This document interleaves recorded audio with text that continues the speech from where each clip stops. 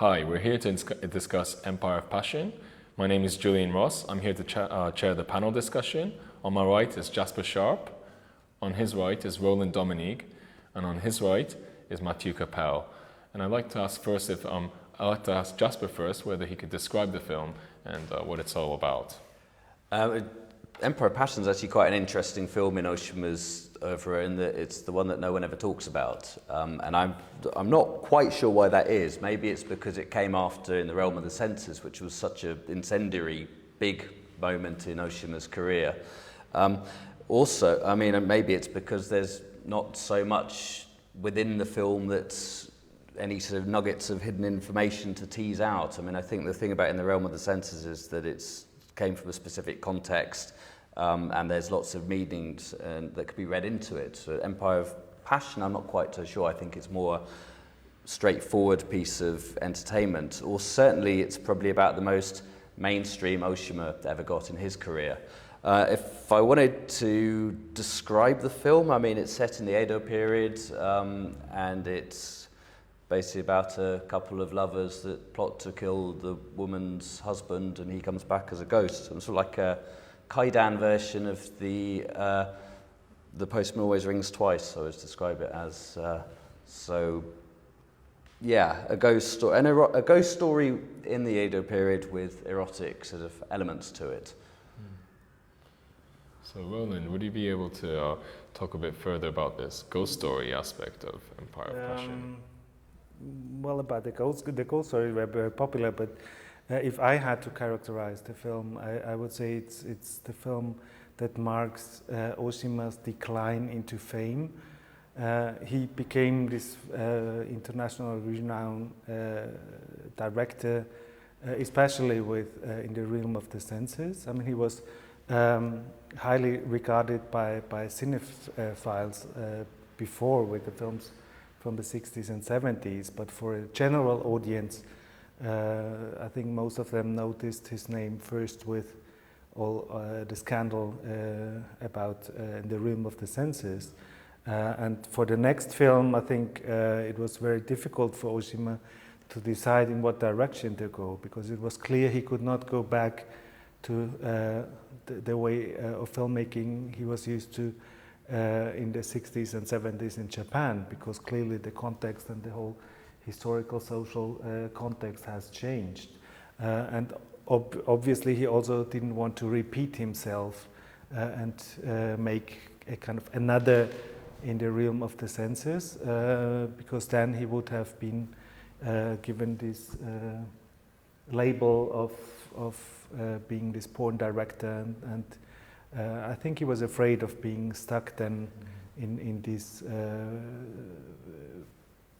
part of the film industry of being marked as a porn director, and basically that's what he's going to do after that. So he actually opted for a film targeting a broader audiences, a very international audiences, and by that going then for a story which is rather easily digestible. But compared to his previous films, this film looks very, I mean, the use of the title, which resembles a lot the previous film, just obviously was maybe a choice of the producer trying to take advantage of the success of In the Realm of Senses. Because even if the English title is not the same, in France it's Empire and Empire and Realm of Realm. So it's exactly the same title, almost exactly the same title. So it's clearly the producer who tried to make something, because In the Realm of Senses was the most successful Ôshima's movie, at least in France, when it was released. So it was very, for a producer, I think it was very, very interesting to have something going on this success. So maybe it was as well something difficult to handle for Ôshima, that he had this, what was a relationship with the producer actually when he get into this second film of this trilogy. think it's interesting when you look at his career, obviously. I mean, this ties in with what you're saying, but, you know, the 1960s, he was making very low budget, very indie films, very formally experimental, touched directly on the student protests, youth movements as they were happening, and they were aimed at that specific audience. And obviously, once you go international, you lose that direct connection with your audience. And I think in the realm of the senses was like a really interesting how everything actually works, because it hit that particular time in France, for example, when hardcore pornography had just become legal, and the whole of Europe was becoming more liberal in terms of what you could show on cinema. And there was all this debate about what is art and what is pornography. But Empire of Passion doesn't seem to have that audience in mind, I guess, or it doesn't really know who its audience is. Which is not to say the film is not a good film in its own right, it's just it doesn't have that clear sense of identity that his other work did. But like Roland said, he becomes aware of an international audience, and that perhaps pushes him to do something in that vein. And perhaps this is why I really liked how Roland put it, the decline into fame. Usually you associate fame as a sort of ascend, but I like that decline. It's that sort of audience that he doesn't understand. Maybe the international audience aren't. I mean, obviously, the wider you want your audience, the more broad you have to be with the message you're putting across in your film. So I think in that case, he's probably gone for a more simple story with less specific Japanese context and content to it. I mean, it must have been a very strange period for Ôshima, because he was, as you say, maybe on the verge of declining of fame. From a Japanese point of view, I guess we could say so, but from one of the strong support for Ôshima at the time was Cannes Festival de Cannes, and he had this French producer coming in to think and helping. So, for instance, in France, when you have all these important or self-important critics realm, actually, it was some kind of the beginning for Ôshima.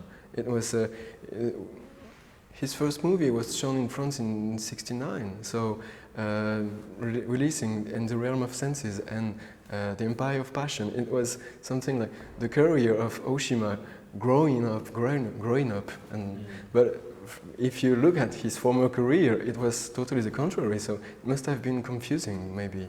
It's a very interesting time with Japanese cinema anyway, was dying on its feet in the 70s. If you look at sort of, by the time he made this, was the first time that American imports, or not American, foreign imports outgrossed Japanese domestic productions.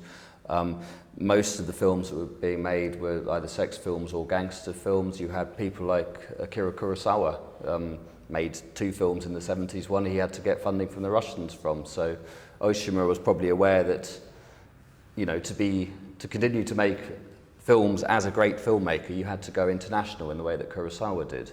And if you look at others of his contemporaries, I mean, so Imamura Shohei retreated back into TV documentary for much of the 70s. But I think that really the overseas market was pretty important to him. So, do you feel the overseas market was in his mind whilst he was making this? Can you see him using sort of exotic Japanese type tropes or, into this film, or is that something that he didn't care for? Well, it's his first, well, not his first, but it's a period drama, you know, and he usually dealt with contemporary subject matter. I mean, I think the film he made for Toei in 1960, The Revolt, was set in the Edo period as well. But this is also, it's not really, it doesn't deal so much with the broader historical climate. It's quite a personal story that anyone could understand. And as I mentioned before, The Postman Always Rings Twice. I mean, it's you know, it's a conventional story, and it's shot in a conventional way, but with the Japanese period settings. More external locations, I think, in this one. So you get to see more of the Japanese countryside around the studio. I think he also had for a lot, I mean, compared to the films before, at once, again, a very big budget at hand, actually, Yes. much bigger than in the realm of the senses, which I think was not so high budget production, in fact, and before that he could not shoot in the studio anymore. So for him it was going back to the studio and have a real studio production made for almost 20 years. Well, not 20 years, 15 years, so to say. And I think that was also one thing he wanted to do, actually, because he was really suffering from the low budgets from his films in the late 60s and early 70s. And of course also then the restrictions of filming in the realm of the senses because of its topic. So it was confined mostly to this kind of Kammerspiel-like environment of very dense spatial density in this film. But he could open up and have these gorgeous sets again. And but probably he has kind of lost touch, and at least he did not have, in my opinion, this kind of forward urge that you can feel with the old films that did in the studio system. So I like to position Empire of Passion as the follow-up to In the Realm of the Senses, and perhaps discuss if there are any continuities, or rather were they opposites, like some people have said. And would you be able to talk about that, Mathieu? Continuity between both films. So to position Empire of Passion as what happened after In the Realm of the Senses, in a sense that it was basically a contract between Anatole Domenig, the French producer. He was supposed to shoot 3 films with Anatole Domenig, and eventually it was Terayama Shuji who shot the last one, called Fruits of Passion, I guess in English. And so in one sense, I guess that the relationship between Domenig and Ôshima must have went wrong, and eventually when he would go back in 86 or 88 to shoot Max Mon Amour in France again, it would be with another producer, Serge Silberman, who was really known to be one of the last true producer in France. So in that sense, I wouldn't know if there is such a continuity, except from this title point of view. No, I agree. Like we've mentioned before, Ôshima did not want to repeat himself, whereas I guess in a producer's point of view, they would like to repeat the success of In the Realm of the Senses. Like we mentioned the title and perhaps the content, and they wanted something in a similar vein. And I guess that's where the clash happened between the producer and the director. The director wanting to make something different, but the producer wanting to have something of the same vein. Yeah, I was wondering. It's still important to note that even though the film is not regarded as that important within Ôshima's complete oeuvre, it was fairly successful when it was released. So it got a lot of media attention when it was playing at the Cannes Festival. It was very well received, actually. At the time, it was released in many territories, so it was also commercially quite successful, probably not as successful as The Realm of the Senses, which had this additional, scandalous tag to it that drew people to the cinemas, but still, I think it was quite successful. It's only that after the release, it more or less fell into oblivion. Is too much to say, but critically, it's not very central. Or not regarded to be very central to Ôshima's oeuvre. But I think that's the really fascinating thing about Ôshima's oeuvre is that, throughout his whole career, for 40 years, he was making films that he made a point of making them different from each other. There's no 2 films look alike. He doesn't deal with the same subject matter. And even if a film is sort of forgotten amongst his oeuvre, I'm thinking of other stuff like Pleasures of the Flesh or even Dear Summer Sister, the last film he made as a Japanese production. these were not successful, maybe they're not talked about that much, but they're still actually really interesting and good films in their own right. It's just that they're overshadowed by the obvious more, you know, I know Korea in the Realm of the Senses, Diary of a Shinjuku Thief, Death by Hanging, the big titles. That for a long time have not been easily available, so it's That's also only yes. in a rather recent phenomenon that this period of Ôshima is getting really a lot of attention again. So probably it's a good time now to also re-evaluate in the films he did in France in the 70s and 80s. And then, of course, there was the 1982 Jeremy Thomas produced Merry Christmas, Mr. Lawrence. And I guess that's an easy sell as well. Like in the Realm of the Senses, this is about sex in Japan. Merry Christmas, Mr. Lawrence is about Japan during the war and British or foreign, you know, Japan's relationship with its enemies. So sort of obviously something that's an easier sell and of more interest to audiences. Whereas, Empire of Passion in a one-liner is quite difficult to describe. Really doesn't have that high concept to it. So the difference, I think, with Merry Christmas, Mr. Lawrence is, of course, he used stars. The actors in I know Bōrei, they were well known in Japan, but not to an international audience. So this was not this kind of star quality you had with at least the actors. The reputation for sexual depiction was the star, I would say, actually. Yeah, and I guess with the fact that they used the same actor, Fuji Tatsuya, that come across from the previous film, was another sort of link between the two films, an element of continuity.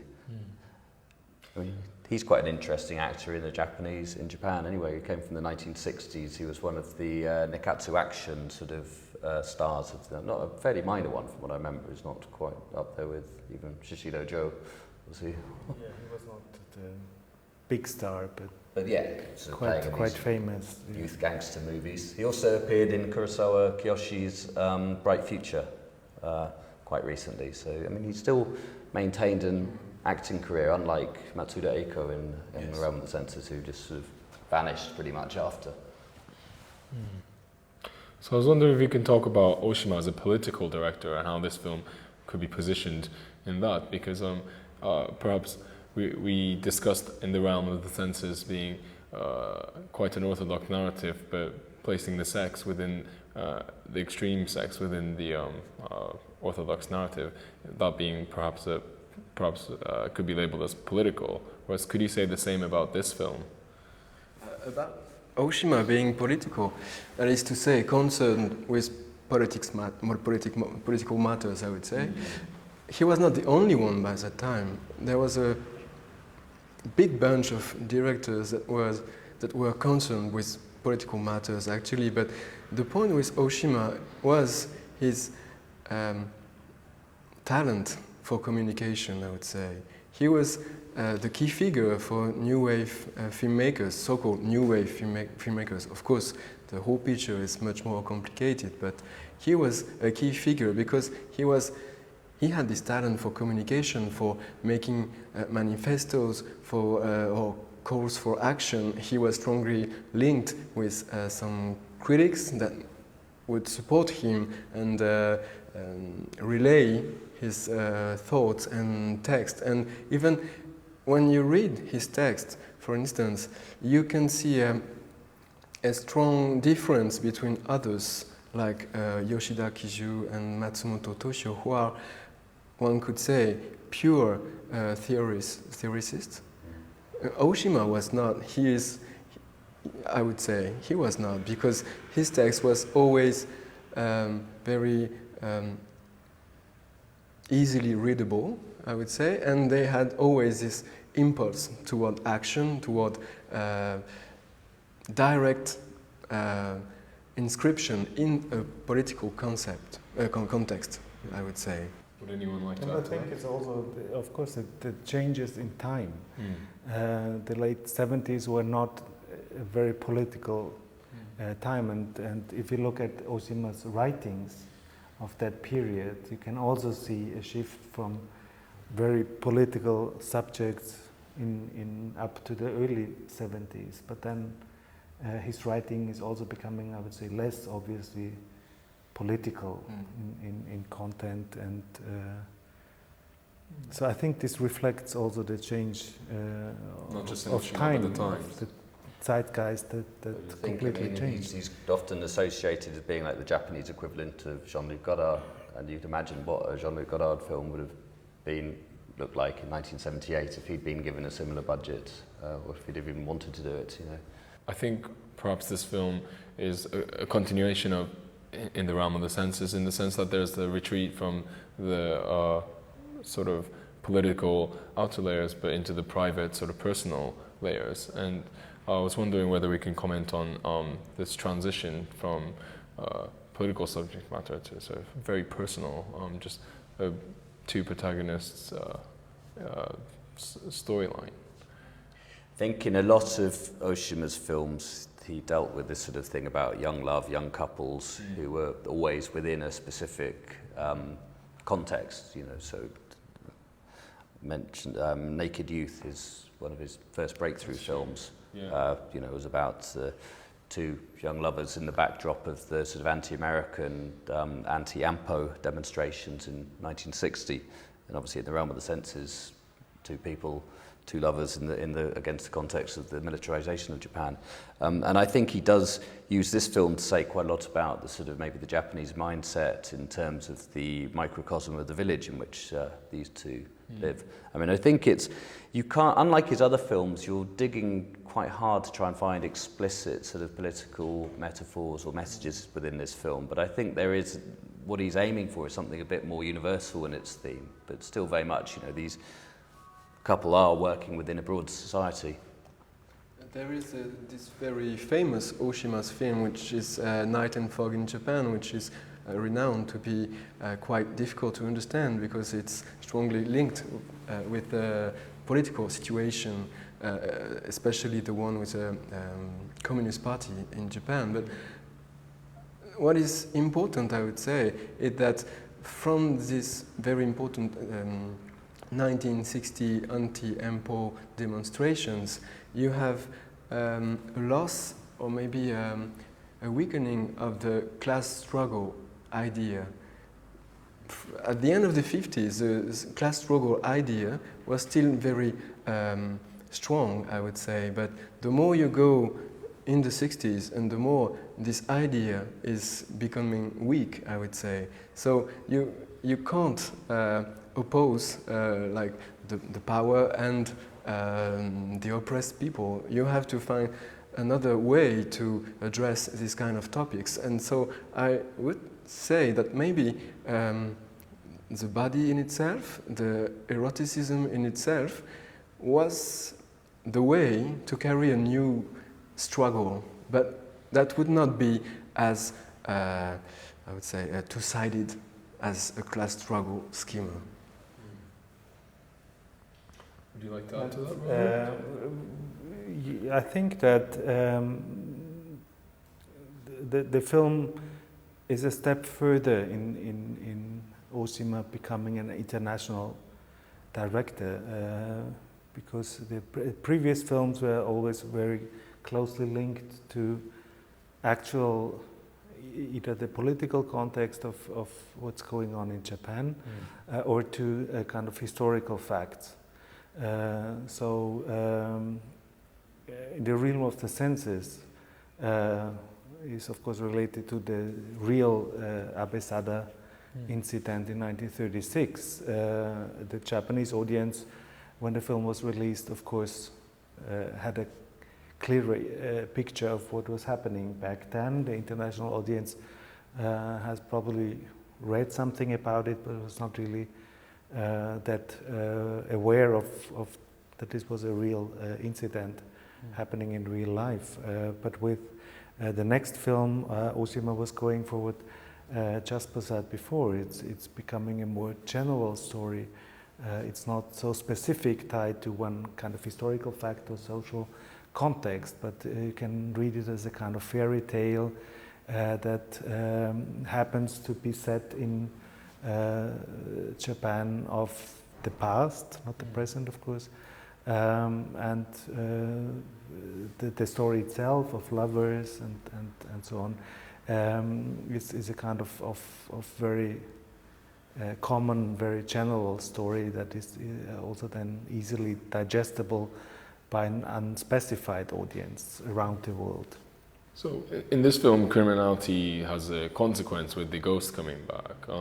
With Ôshima's other films, criminality, I feel, is depicted in a different way, not necessarily a celebration, but it's an engagement with why a criminal would commit these acts, and I feel it's more engaged with the criminality, whereas this seems a bit quite conventional with dealing in how a film could deal with the consequences of criminality. Can anyone comment on that? I guess a lot of his films just celebrated outlaws, and perhaps there's a slight concession to a sort of, not Hollywood style, but a sort of closure at the end of this film that wouldn't have been found necessary in his earlier films. On one hand, his interest in criminals would be that they were maybe the expression of something that went wrong in a so-called economically happy society, or something, that a society that achieves some kind of success in his economical growth, I would say. And the criminal in itself was the expression of something that would go out this frame of the high growth era, I would say. It would be an excess of problem, and this was also very important, the way that high growth and mass media, it's the 60s was the era of mass media, and it's very important to see how the media just swallow and digest and reuse the criminal figure as well. So it was a very problematic figure, I would say. So that was very interesting to handle with, and yeah. Roland, would you like to comment? Of course, it echoes certain themes of Ôshima's previous films. That, like, you will be haunted by the past, and the kind of circularity that you see in that the past is coming back again. You can see that in Night and Fog in Japan, where you also have this kind of, the past coming back to the present and disrupting the present. So this is a topic that he developed in several of his other films, and the circularity you can also see in a lot of the images. You have this very famous image of the well with. So I think this is. You can see a lot of continuities with his previous films, and also see the struggle of Ôshima in what direction he should go. And I think with this film he had no clear answer yet, but he was exploring ways of in what direction he would probably continue in the future. So with the conclusion of this film, with the scene of capital punishment, I think this is a topic Ôshima has dealt with before,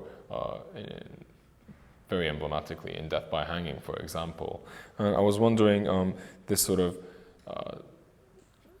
transgression of the law within in the context of adultery in this film, how that fits into Ôshima's career overall, and what Empire Passion brings to that topic of transgressing the law and topics of capital punishment. I guess his films are often featuring characters that go up against society, or actually not even up against the society, but people that actually don't fit in within their milieu. Because I'm even thinking of stuff like Night and Fog in Japan, where you have people, the left-wing movements, that people don't really have got their own ideas within that group. So I mean, that's ultimately what Ôshima's films are about, people acting within groups. And he's used this before, yeah, it's definitely about characters that are punished for some sort of sexual aberration that goes against the grain of society. And this is very much that Japanese idea, isn't it? That the nail that sticks out always gets hammered in. From the very beginning, the idea of transgressing the law was indeed the core of his movies. If you see his very first film, it was about selling pigeons, and it was a crime because it was something like a fraud. So you can trace back some kind of lineage of transgressing the law from the beginning of the 1960s up until the Empire of Passion, of course. But the point with transgressing the law is the more you transgress the law, the more the law just can accaparate you and just going. You can see on two sides. You can see as like the law is something that like a wall. You can just like bump in, and of course it can be like a limitation. But when the transgression is digested, I would say, you have the law that will form in a different form and maybe in further way or something like that, but it's always some kind of dialectic process between transgressing or transgressors and the law of or the embodiment of state power. And the whole filmography of Ôshima would be this play, dialectic play between transgressors and the law, I would say. And of course, I think one can apply that also to Ôshima's real life. It was also always a struggle of his personal freedom as a director with the state authority, in a form of censorship, in the way he was tackling political topics in his film. So I think this is a constant theme in his films, but also in his life. Tying it back to Empire Passion, though, there's this sense of the village being this space, and it becomes very claustrophobic. It becomes not just spatially, but with the people whispering and all the rumors and things. I was wondering whether that space could be talked about in this as a space for Japan or anything like that. Well, certainly, I think it's a microcosm of Japan. I mean, yeah. What we're talking about, this whole village law thing, the film that obviously springs to mind out of Ôshima's oeuvre is The Catch, in which a group of villagers during the war could capture a black airman who's a black American pilot who's crash landed in their village, and then it's like the whole village is sort of tearing themselves apart, working out what to do with him, and it's like this, what do you call it, war prisoner, sort of sets off this whole sort of reaction that disturbs the sort of cozy routine of village life. And I remember there's that amazing scene at the end of it. So the camera pulls out there. I can't remember what happened, but camera pulls out. You see like these firesides on a hillside, which suggests that whatever has happened in that village has gone over in every single village in Japan. Ôshima wrote a journal at the beginning of the 1970s. Sorry. And one sentence was that something like every Japanese must have the feeling that they are in jail. And so it's directly addressing what you just noticed right now. So I don't know if this kind of closed space would be something like a metaphor, but maybe in Ôshima's film we can see Japanese society as just a juxtaposition of closed space, and of course you have territory itself. As an island is something closed by itself, and you have, of course, the emperor system, which is something like a pyramid, like that. So it's as well a closed space, and so you would have this kind of cells just beside the other, and you have bigger cells that just embodies everything. So you have this functioning about closed space, I would say, that, and the village here would be one kind of example, and it's obvious in Ôshima's filmography that the use of this kind of closed space is very important. If you go back to Death by Hanging, for instance, if you go back to The Catch, if you even go back to a Double Suicide as well, it can be theatrical in what way, but I think that there is something very important as a vision du monde. I don't know what. It's a microcosm. Yes. Microcosm, something like that. Yeah. Mm. And I mean, there's Violence at Noon, isn't it? That was a group of people that step outside of society to form a communist sort of commune there, and end up recreating the very same conditions of that society within it. So that's definitely this constant but pessimistic idea that nothing in Japan will ever change almost. And I guess the way of linking this back to the Edo period, sort of bringing it back to a sort of wider audience, isn't it? In Empire of Fashion, though, the sex happens outside as well as inside. Maybe there's something we could talk about, this clothes space dissipating in the film as well. Would that be some?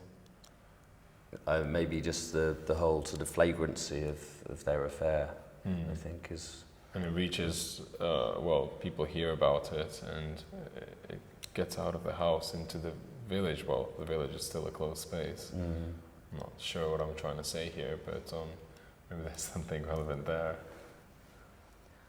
But Ôshima, I think, it uses like sexuality in both films, Empire of the Passion and also in Real Senses, as a way of escaping this suffocating social context, because in the act of having sex, being kind of released from social obligations or social restrictions. So in a way, it's depicted as a very the way for liberation, which of course, but then is punished by society or by the village or by the state authority. And I think they're also punished by their own guilt consciousness, which is incarnated as a ghost in this film. Them, yes. Yeah, and I think this return, this sort of return is seen in films like Death by Hanging, where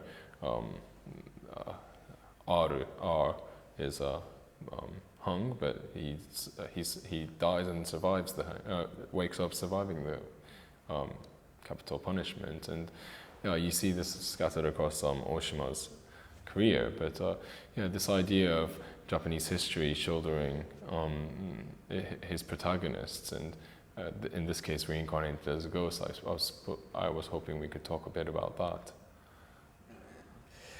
It's rather complicated because, of course, the idea of Japanese history, like the responsibility of war, for instance, was very central to his filmography from the very beginning, and even before he began shooting, in his writings. And of course, Ōshima's stance was to trying to put forward the idea of responsibility. We had Japanese; they had to be responsible. Say they couldn't introduce or present themselves anymore as victims, because the Shochiku company, which was Ōshima's one when he began shooting, was, one could say, specialized in victims depiction, one would say. So it links with the criminal issue as well, because the criminal can never be seen as a victim, or maybe when he begins to be seen as a victim, how comes from what process, one could say, how comes that one criminal can be seen as a victim, and etc., and vice versa as well. So this idea of responsibility is really important, yes, indeed. No, I think the theme of the ghost that we're referring, coming back as a ghost, I think this is a very common topic in Japanese films as well. But I think Ōshima treats it slightly different than the kind of traditional ghost stories. I think it has a lot to do with this kind of oppressed emotions and being haunted by guilt and so on. So this ties in more, I think, with kind of political issues that he was also challenging in his films than actually referring or taking over kind of elements from the traditional ghost films. I mean, aside from looking at Empire of Passion as being an Ôshima film and looking at the politics, and obviously we had the figure of the ghost came up in numerous of his films, Death by Hanging, also Violence at Noon. But another fruitful way of analysing this film is through this framework of Japanese supernatural horror films, such as The Ghost of Yotsuya, which was, an ancient Edo period supernatural tale, which was made for cinema on numerous occasions, quite a lot of versions in the 1950s, and that again features, a character who commits a murder due to love and lust and the pursuit of wealth, and then is haunted by his victim in return for these past deeds. So, I mean, definitely, I think Ôshima is staying much within those traditions. And obviously we have the stuff like The Well. I mean, this is like a recurrent motif, even stretching into modern Japanese horror with the Ring, for example, with Sadako sort of coming up through the ring. So, on the one level it's a political metaphor, but on the second it is a ghost story. So it's that sort of marriage of the two styles. I mean, it's interesting to note that two of Ôshima's contemporaries, the three directors that came out of Shochiku as part of the Shochiku New Wave in the 60s, you had Shinoda as well and Yoshida, both made supernaturally themed films around this time. So again, it's to do with this sort of retreat away from realpolitik into more metaphorical realms. But Shinoda made Demon Pond. Yoshida actually made, a few years later, a film called Arashi Gaoka, which was a remake, a sort of Edo period remake of Wuthering Heights, but still dealt with a very Japanese context. So I think probably these directors were moving into more sort of abstract sort of messages at this time. Or allegory. Allegory, yes. Yeah, sure. Talking about the Yoshida's version of Wuthering Heights, he was indeed referring to Georges Bataille's reading of the Bronte novel. So it may be interesting to notice that this Bataille reference was maybe common, even if Ôshima and Yoshida were no longer friends anymore, but maybe it was something that they were sharing at the time, this interest in this kind of Bataille thought. It means something that would go maybe beyond a direct reading of politics, but something much more embodied, much more intern, much more dealing with the self or something like that. And of course the transgression, because Bataille was a very important theoricist of the logic of transgression, of something like the carnival of being some kind of the way that society just allows itself to go on with creating some pocket of just anarchy or something like that. So it can be relied to Ôshima as well, and for Empire of Passion it was indeed a reference, I guess. Yes. Sure. Well, speaking of writing, I think it's quite noteworthy that several of Ôshima's writing were published after the Realm of Passion was the Empire of Passion. Was released in France, and I'm wondering what impact had the writings on the reception of Ôshima. Did this change then in France? Yes, I think it was a proof that, as we said before, he was, even if his career was in a very difficult stage, I would say, in France, which it's difficult to me to talk about because I don't know what was in for instance, in England or in Austria, but in France, he was really the prominent author. He was, by then, the third or fourth Japanese director you would quote when you when you would ask to someone, oh, Japanese cinema, do you know Japanese cinema? Oh yes, of course, I know Kurosawa, I know Mizoguchi, and I know Ôshima. He was now in this triumvirate of famous director, not yet Ozu, but not yet.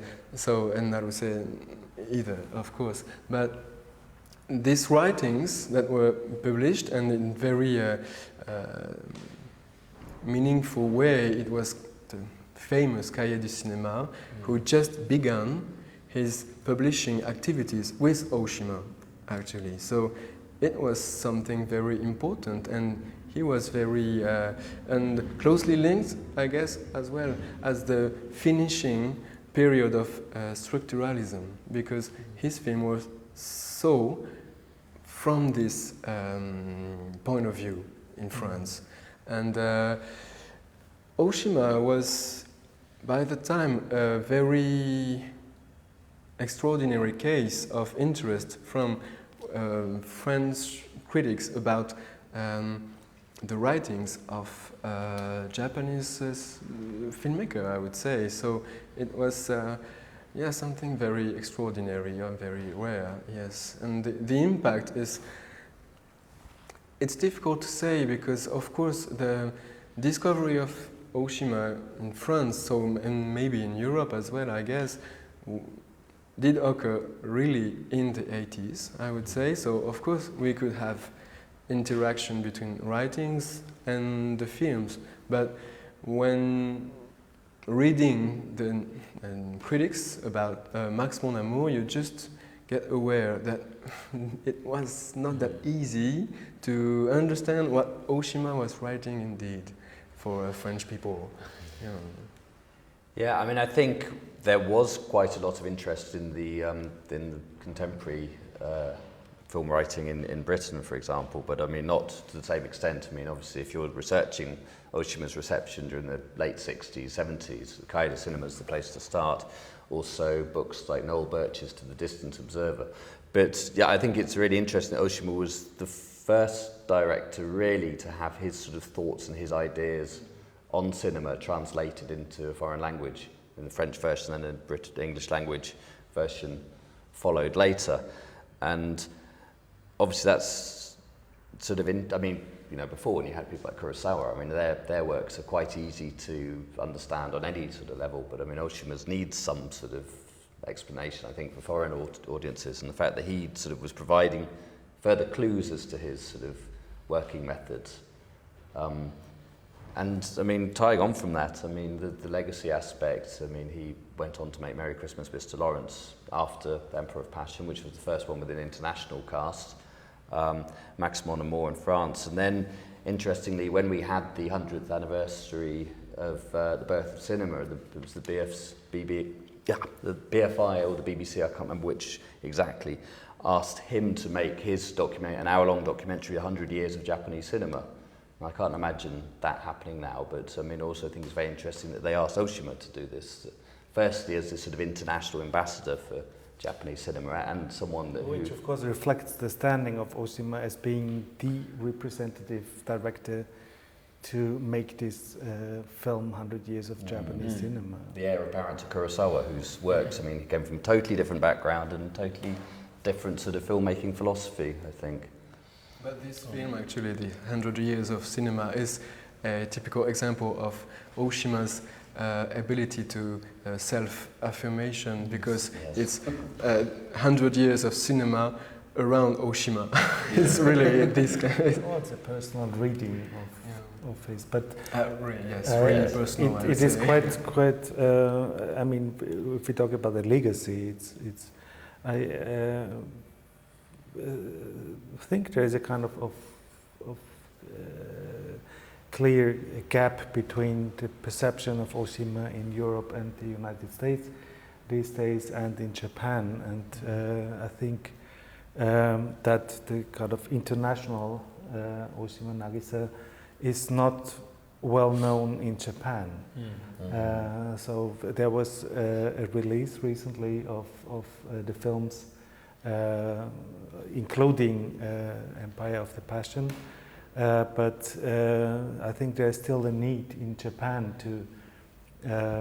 look closer at the films he made when he left Japan and became international. Yeah, actually, it's a little bit like Kitano Takeshi, I would say, because Ôshima was very well known, but as a TV animator anyway. Here, so for most people, I would maybe most people didn't see his films or didn't try, but everybody knew because he was very prominent in TV. Actually, yeah. Yes, in which ways like Kitano, that you can't watch the films without being aware of the whole mechanism of how they were made or the person who's starring in it, the sort of construction of the film. So it's probably a coincidence that actually Ôshima pretty much launched Kitano's career, at least as an actor. He has been in other films, but he's acting in Merry Christmas, Mr. Lawrence. I think it's one of the most memorable images in the film where Kitano actually appears. Yes, possibly in Gorato as well. Yes. Going on this parallel between Kitano and Ôshima, which is some kind of difficult, but if Kitano was, still is someone like a humorous figure, and Ôshima was known to be very, even if I never had the chance to see one of his program, but it was always something problematic, and he was, for instance, addressing a panel of women. He would marriage council. Challenge and into the moral issues and this kind of everyday life issues, and it was very, very, very well known as someone very explosive, I would say. Social sort of reformer, as they were. But this only proves that it's not possible to reduce Ôshima to just being like a political director or a kind of radical iconoclast or whatever. But you see so many different aspects in his films, in his writings, in the other work he was doing, and in his presence in Japan. It was not just through his films, but TV. So, yeah. So in this sense, I think the film, the Empire of both films, the Ai no Bōrei and Ai no Corrida, are two very specific aspects of his work that we probably have to look closer, and it's a good time to reconsider these films. Yes, I mean I totally agree, because so much has been focused on the 1960s work because it came from a specific culture, but I think the international Ôshima is actually what it says about sort of international film politics and the creation of auteur structure and sort of bringing political messages to a wider, non-specific audience, I think is actually something that really should be explored in more depth. Yeah. Well, I'd like to close there. Perhaps I hope this DVD release will generate this sort of discussion on the latter period, an international period of Ôshima. And I'd like to thank the panelists, and we'd like to close there. Thank you.